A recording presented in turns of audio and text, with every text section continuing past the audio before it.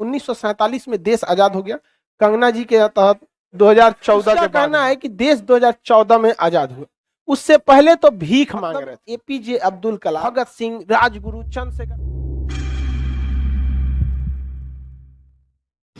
Video शुरू करने से पहले मैं आपको कुछ जानकारी देना चाहता हूँ। खान सर का जन्म दिसंबर 1993 में उत्तर प्रदेश के गोरखपुर में हुआ था, क्योंकि वर्तमान में इनका निवास स्थान पटना है। खान सर यूट्यूब पर ऑनलाइन क्लासेस देते हैं।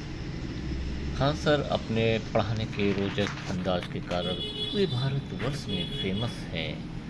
खान सर ऑफलाइन मोड में भी कोचिंग पढ़ाते हैं। इनके कोचिंग संस्थानों में हजारों की संख्या में विद्यार्थी पढ़ने आते हैं। कहने के लिए भारत लोकतंत्र है। देखो भैया ध्यान से, हमारा पीछे मत पड़ जाए सब नेतवा सब।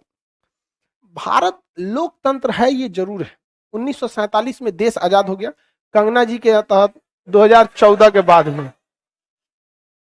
देखो कंगना रानौत के साथ मामला उल्टा है। हम सब की मरने के बाद शरीर मर जाता है और आत्मा भटकती है, लेकिन कंगना के साथ उल्टा है। उसकी आत्मा मर चुकी है, शरीर भटक रहा है। कभी इस चैनल पे कभी उसका कहना है कि देश 2014 में आजाद हुआ, उससे पहले तो भीख मांग रहे थे। मतलब एपीजे अब्दुल कलाम और अटल बिहारी वाजपेयी बुढ़ापे में ये जोड़ी 98 में जब परमाणु परीक्षण की तो हमारी दीदी के अनुसार भीख मांग रहे थे। 1857 की क्रांति में जो झांसी की रानी लड़ी, वो आजादी के लिए नहीं लड़ी, भीख मांग रही थी। भगत सिंह, राजगुरु, चंद्रशेखर, अरे बिहार का मुजफ्फरपुर का छोटा बच्चा 11 साल का खुदीराम बोस हंस के फांसी पे चढ़ गया, भीख मांग रहा था। यही होता है जब आप 12वीं फेल गजेड़ी चरसी को आप क्या दे देते हैं। ये हम नहीं कर रहे। ऑन कैमरा कंगना रानौत ने खुद एक्सेप्ट किया कि जब हम बॉलीवुड में आए थे तो चरस और गांजा के मतलब ट्रैप में फंस चुके थे, दिन भर गांजा फूंक के पड़े रहते थे। खुद बोली है। अरे यार हम ऐसा थोड़ी है कि हम अपने मन से बोल देंगे, क्योंकि हमारी हर बात क्या है, रिकॉर्ड हो रही, हमको भी पता है। तो खुद बोलिए, अब 12वीं फेल है। अब हमको लगता है अब तो नाम नहीं लेंगे, लेकिन कुछ दिन के बाद कुछ लोग ऐसे भी कहेंगे कि पैदा तो हम पता नहीं बहुत पहले हो गए थे, लेकिन बाप 2014 में मिला हमको।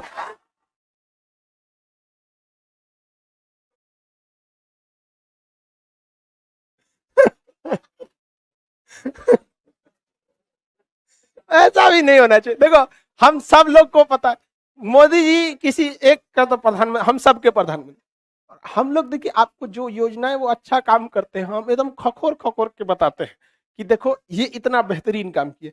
अभी S-400 मिसाइल आ रहा है, अभी हम उसका वीडियो बनाने वाले, आप उसको देखिएगा, पूरा डिटेल से बताएंगे।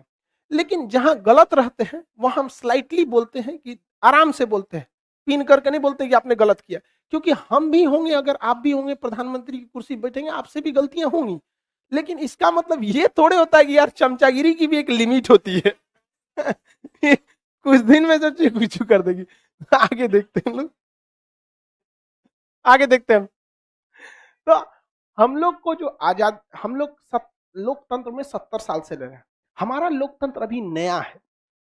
हकीकत मायने में हम पूरे भारत में, देश भले लोकतंत्र में है, बट जनता के अंदर अभी लोकतंत्र वाली फीलिंग नहीं है। अभी भी उसके अंदर राजतंत्र वाली फीलिंग है। वो विधायक के सामने जाके भीगल कुत्ता की तरह हो जाता है, मालिक बैठी, यहाँ आराम से बैठने लगे। लोकतंत्र आपको रियल मायने में आपके वार्ड मेंबर के साथ दिखता है। वार्ड मेंबर होता है ना आपके यहाँ, वार्ड सदस्य होता है कि नहीं आप लोग यहाँ, वो एकदम लोकतंत्र की तरह बिलीव करता है। आदमियों को बैठ खड़े बतिया लेता है, ओके बैठ नहु को नहीं पूछता आदमी, और चाचा ठीक है, हाँ हाँ सड़क ये टूट तो हो बनवा दीजिए। वो रियल मायने में क्या है लोकतंत्र। कुछ हद तक मुखिया के साथ भी ये हो जाता है, कुछ हद तक किसके साथ, मुखिया, क्योंकि मुखिया भी पास का ही रहता है। चाचा सड़क बन रहा है, अरे बनवा देंगे अगला चुनाव में, ये है वो, उसके साथ कोई नहीं डरता है। ये रियल में लोकतंत्र है। तो हमारे यहाँ लोकतंत्र केवल पंचायत या लोकल क्षेत्र में देखा जाता है। जो आदमी जितना आराम से आप अपने वार्ड मेंबर से बात कर सकते हैं, या जितना आराम से आप मुखिया से बात कर लेते हैं, विधायक से कर लेंगे। सांसद तो अपने आप को बफोर्स तोप समझता है, कौन ची रे। अब मंत्री मने कौन ची, मंत्री मने अग्नि 5 इंटरकॉन्टिनेंटल बैलिस्टिक मिसाइल। आओ हमसे सवाल पूछेगा, मंत्री है हम यहाँ पे, भयानक हो जाता है। क्या लोकतंत्र है? नहीं। देश हमारा लोकतंत्र जरूर है, लेकिन हम लोग अभी लोकतंत्र की नई सीढ़ियों पर हैं।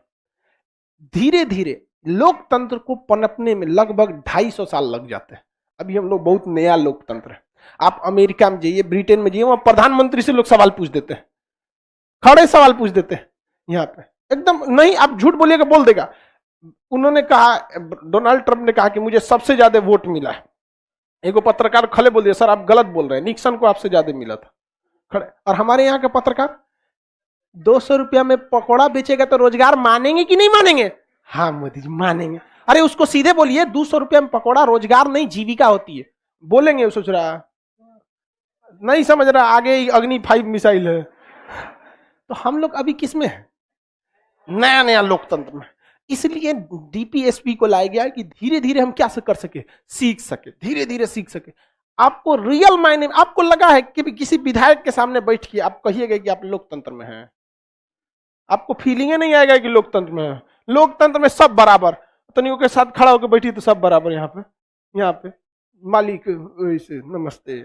हम मंत्री जी लोग का तो बातें अलग होता है। तो हम धीरे धीरे लोकतंत्र की ओर बढ़ रहे हैं। इसमें सबसे बेहतर काम कर रहा है क्या चीज? तो मीडिया, सोशल मीडिया। पहले बड़े बड़े नेता मंत्री लोग पकड़ के किसी को थूर देते थे, आज थूरे तुरंत वीडियो वायरल हो जाएगा। समझ में आ गया कि नहीं आ गया? तुरंत वीडियो वायरल हो जाएगा, अब फंस के चल जाएंगे। तो ये काफी चीजें हम लोग में सुधार हो रही है, धीरे धीरे इसका सुधार है, अच्छी बात है, धीरे धीरे होना भी चाहिए। सर कंगना रनौत को किस आधार पर पद्मश्री अवार्ड मिला गया? चमचागिरी। अब आपको अगर इतना भी समझ में नहीं आ रहा है तो फिर आप लोकतंत्र में क्या कर रहे हैं? समझ में आ गया कि नहीं? देखिए फिर भी कंगना रनौत में जो भी है, बट एक्टिंग के बेसिस पे अच्छा एक्टिंग करती है, नो डाउट।